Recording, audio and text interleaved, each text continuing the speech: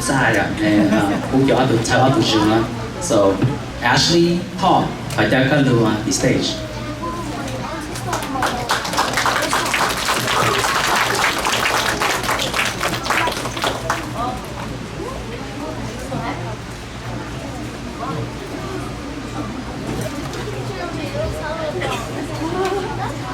nhớ cho我挣到就40磅多个真正我都还让在我每家都就养着都做每哪哈没几哈都是还是晒还得没哈是晒是的我慢知道还有哈到了养了有了好也好过东西都给他看见上哎呀小我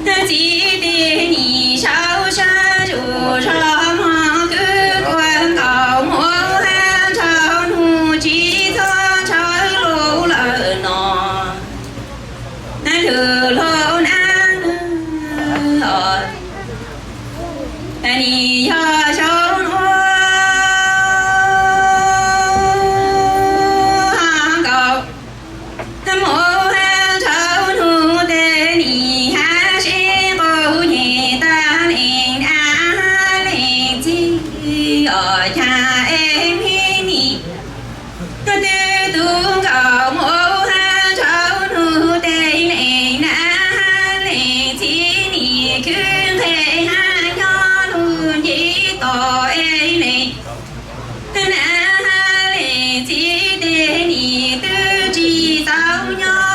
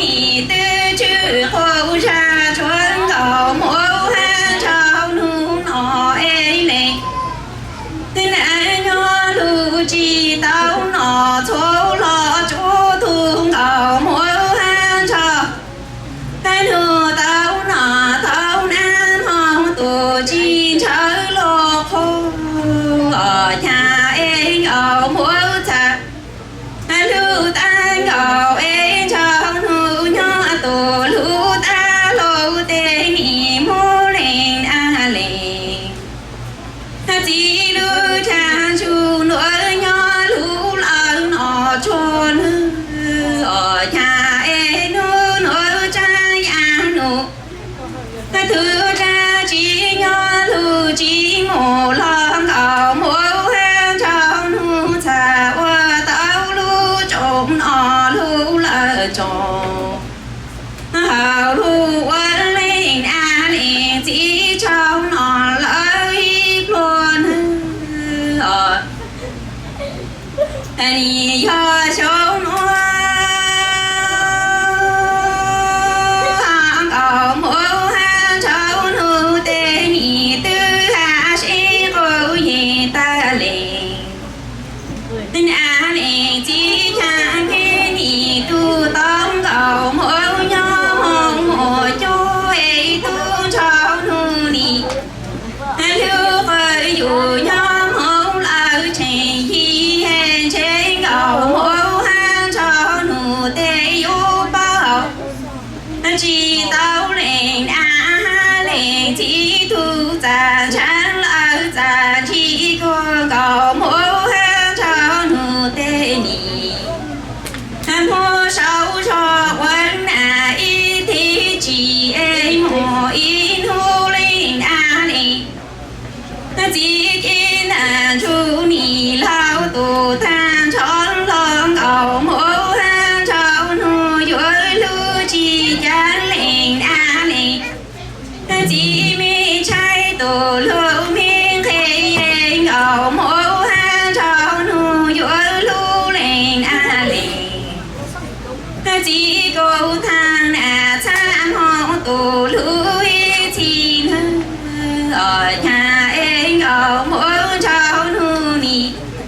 tư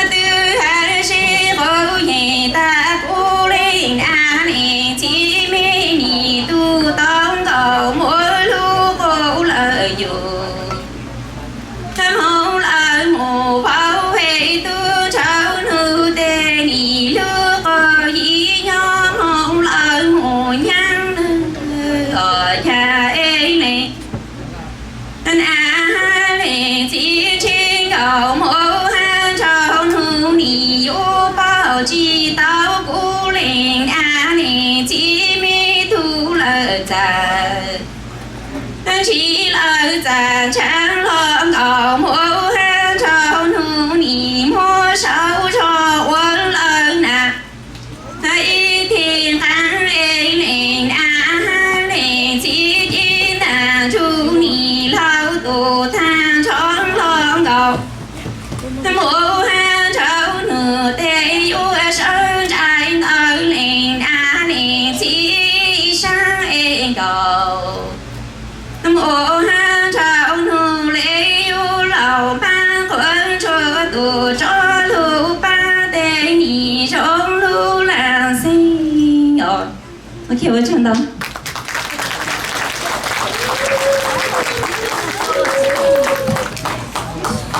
Right, thank you, Ashley.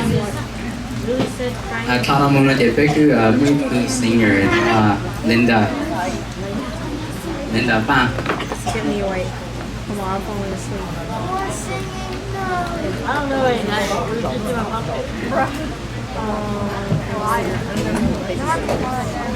OK， trong này cũng chỉ chen theo khá để cũng chỉ Hong Kong để lo nè. Giờ thì cũng trong này giờ này giờ lúc gì bữa nè. Chẳng có nói special lo từ cũng để lo mỗi trong này thế gì. It's a type of candy. Wait, is that cinnamon chewy? No, it's not. No, they carry it. Yeah, that's what I was.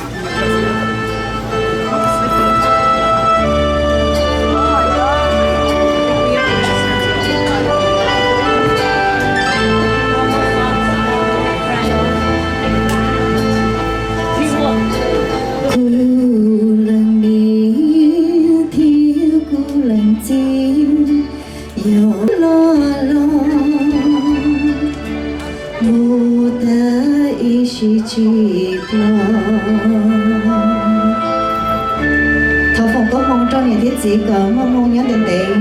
đồ cho tôi thấy chọn xài với đồ vô mà tay xuống đây với bộ này của chiều nay chỉ mong mong kênh ở trong tầng